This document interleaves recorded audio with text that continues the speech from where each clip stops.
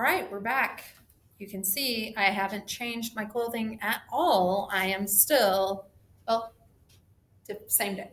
Okay, so now we're going to do a little video on um, chapter 11. Again, this is just a quick overview. I'm going to do some more things in detail, hopefully get more in depth.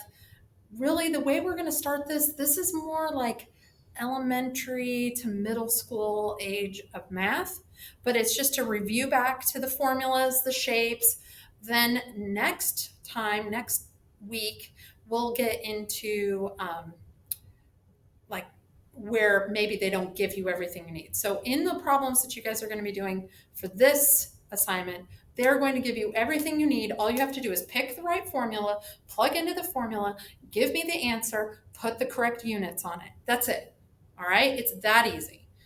Okay? And so this paper, I found this, most of it, I did add on to it at the bottom, but this one, it had all the shapes. I really enjoyed it. So I just want to, so you understand. So you've got your shapes are in this column, the formula for area, although notice I did add in here formula for circle or circumference of a circle.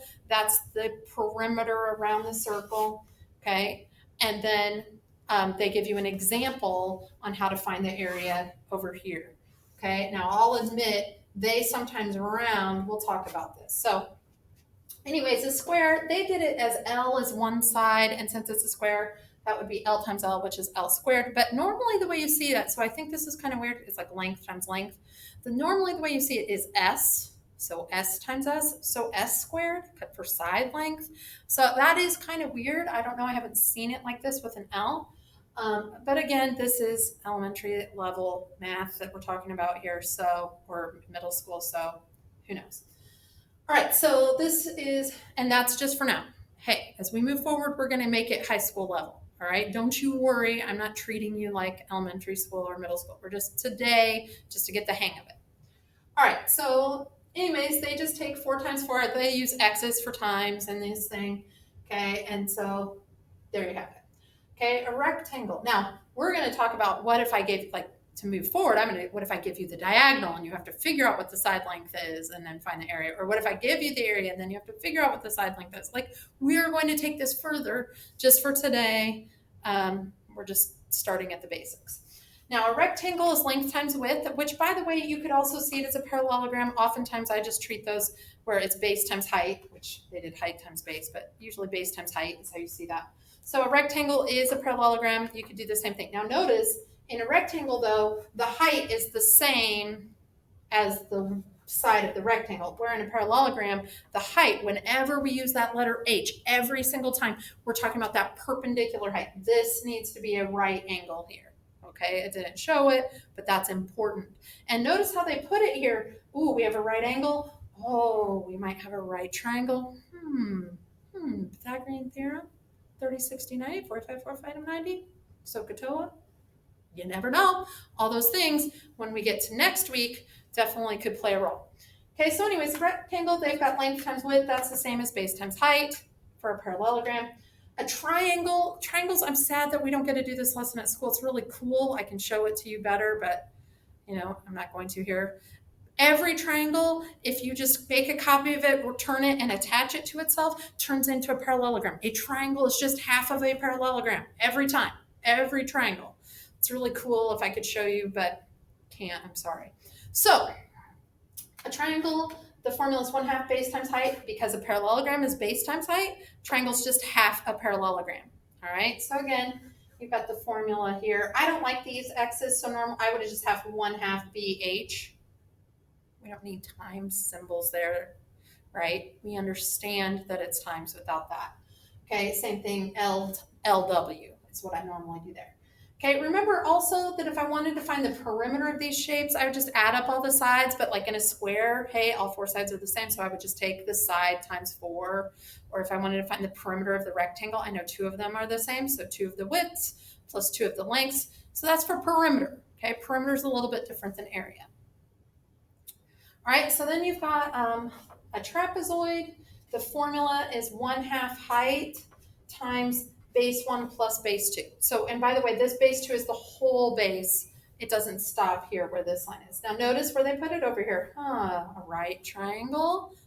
In the future, we might have to use that to help us maybe find the height. Maybe we don't know what it is, and we might have to solve for that before we can find the area. So just things to think about. Okay, now you've got a circle, that's pi r squared. Hey, Mr. Marcus, 7th grade, he taught me this to memorize it, that pi's aren't square, so pi's are circles, so the area of a circle is pi r squared, pi's aren't square. I don't know. Mr. Marcus, it worked. I don't know. I have it memorized. Pi r squared. Maybe because I teach geometry. I don't know.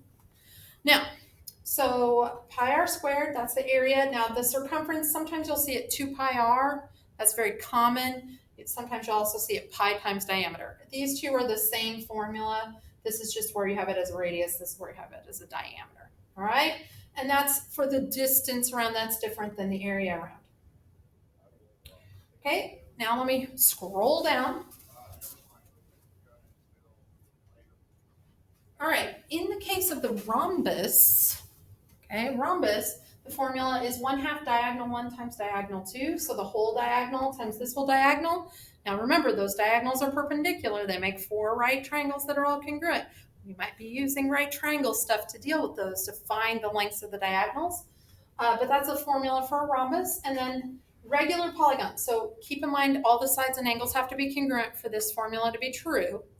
Okay, but the formula is area equals 1/2 AP. Now, A is what we call the apothem. Okay, and that is from the center of the circle perpendicular to one of the sides. It splits that side into 2 equal parts. So the apothem starts in the center of my polygon, and it goes and it's perpendicular and it splits it. It does both of those two things because it's a regular polygon. All right, that's going to play a role. And then S is for the side length. And remember, all the side lengths are the same because it's a regular polygon. So 1/2 A apothem times the perimeter. All right, but that's related to the side. Now, we did some examples. These are all examples. You can kind of look through all of them. Now, I would just like to say, hey, when I'm doing a circle and I do pi times 9 squared, since the radius was 9, well, that's 81 pi. You know what? Oftentimes we just leave the answer 81 pi. We don't worry about, the fact that pi is about 3.14. I know we did that in elementary school and in middle school, but we don't need to do that anymore. We can leave the answers exact. Remember, I love exact answers. Unless I'm doing SOHCAHTOA, I have to give rounded answers. So I'm trying to avoid that. I would actually prefer the answer 81 pi feet squared. Which brings me to another thing. When you find the area of a shape, which by the way is like all the stuff inside of it, what all of this covers, okay, all of that space inside the shape, what it covers, okay, the units are always going to be squared. So like in the case of this polygon, I did 1/2, the apothem was 9, the perimeter you see here, I did the perimeter, found it to be 84, then I took 1/2 times 9 times 84 and got 378 meters squared. Always, when you're doing area, always the units are units squared, or square units. Sometimes they'll put like square meters. So SQ meters, you'll see that a lot. That means square meters. Whenever you see units like that, they're talking about area. When you're doing perimeter, if I were just going to do just the perimeter of this, which I did, okay, there was one side was 12 meters, there were 7 sides, so I took 12 times 7, that was 84 meters. Perimeter, the units of the side matches the units of the perimeter because it's just a distance. Area, because it's the whole area inside, the units are squared. All right, so that's important because one of the things I am going to be grading you on is your units. All right, I'm not just going to grade you on the answers, I'm also going to grade you on units.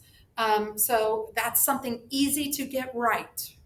You know what I'm saying? Even though they're only going to be little half points here and there, they're very easy to get right, so pay attention to them. It makes me sad when I have to take points off for units because you aren't being careful with that easy part. That part's so easy. Even if you don't know how to do a problem, you can put the units on it and get that half point for that.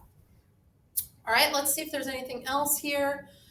You can look at all these examples, kind of check it all out. It's pretty basic. Now you're going to be doing your assignment. Do the assignment. Again, just understand, in every question, I've given you everything you need. You just need to find the area.